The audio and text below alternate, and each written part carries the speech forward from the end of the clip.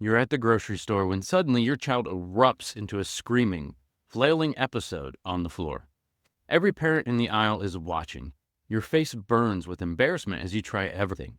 You try reasoning, bribing, even threatening consequences, but nothing works. Here's what nobody tells you. If it's a meltdown and not a tantrum, you're using the wrong playbook entirely. Think of it like an NFL team trying to run plays that they've not practiced all week. The difference isn't just semantics. It's the difference between a behavioral choice and a neurological crisis. And understanding this changes everything about how you help your child. Today, you'll learn the key differences between tantrums and meltdowns, which will shift how they respond. You'll identify warning signs before a meltdown occurs, understand why traditional discipline is ineffective during these times, and discover how addressing the root causes through the nervous system can enhance your child's ability to regulate emotions and thrive. 1 in 6 children exhibits behavioral challenges, including meltdowns and sensory processing issues. That's millions of families dealing with episodes that look like defiance, but are actually something much deeper. We see this pattern every week in our office. Parents who've tried every behavioral strategy, every consequence chart, every reward system, only to watch their child continue to struggle. They come to us defeated, wondering what they're doing wrong. But here's the truth. They're not doing anything wrong. They're just addressing the wrong system. You see, the fundamental difference is behavioral choice versus a neurological event. Tantrums are tactical. Your child maintains some control and is trying to achieve a specific outcome, like getting that toy at the store or avoiding bedtime. They can often stop if their demand is met or if distracted. Meltdowns are neurological. Think of it like a computer with too many tabs open that suddenly crashes. Your child's nervous system has become so overwhelmed that it literally cannot process information or maintain control anymore. During a tantrum, your child can still hear you, process consequences, and make choices. During a meltdown, the thinking brain goes offline. It's like trying to reason with somebody having a panic attack.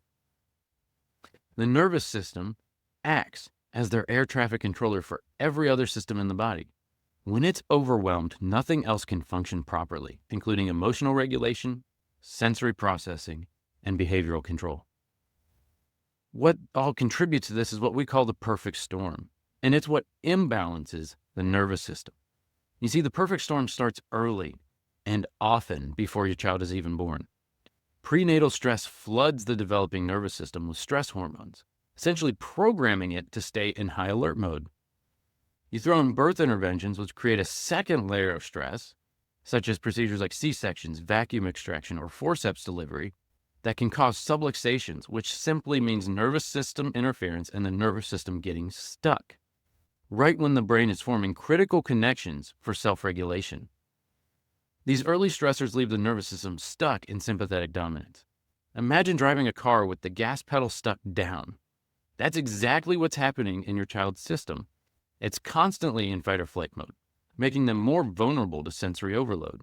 It's like building a house on a cracked foundation. You can add all the behavioral strategies and therapies you want, but until you address the foundational nervous system imbalance, everything else will feel unstable. This is why traditional discipline makes meltdowns worse. When you try to discipline a child during a meltdown, their already overwhelmed nervous system perceives it as an additional threat, pushing them deeper into crisis mode.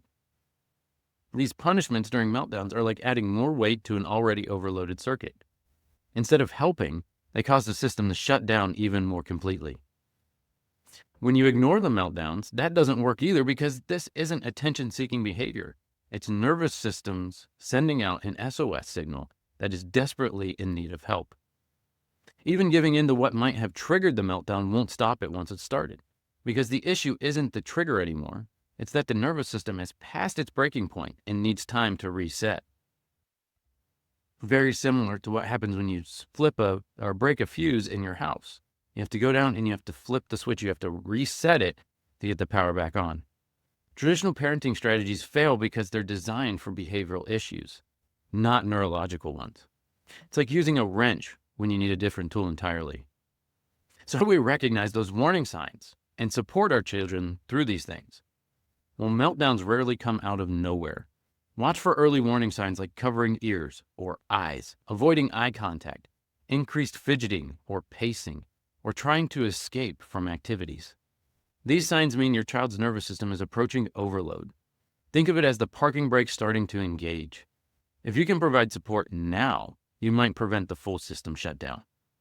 During a meltdown, your job isn't to stop it, but to be a calm anchor while the storm passes. Stay regulated yourself. Your nervous system can help co-regulate theirs through your calm presence. Reduce all the sensory input immediately. Dim the lights, lower voices, remove extra people from the space. The less the nervous system has to process, the faster it can begin to regulate. And after the peak passes, offer regulating supports based on your child's preferences. Deep pressure, like a good old-fashioned bear hug. Cold water, crunchy snacks, or rhythmic movements can help the nervous system find its baseline once again. Your child's meltdowns aren't a reflection of your parenting or their character. They're a sign that the nervous system needs support, not more discipline. When we address the root cause through neurologically focused chiropractic care, families see dramatic shifts, not just in meltdowns, but in sleep, focus, and overall resilience. Your child doesn't need more behavioral strategies. They need their nervous system to finally find balance. Click the link in our bio, comment below, or send us a DM to schedule your visit with Crossroads Chiropractic here in Delaware, Ohio, and let our doctor help your family move from surviving meltdowns to truly thriving.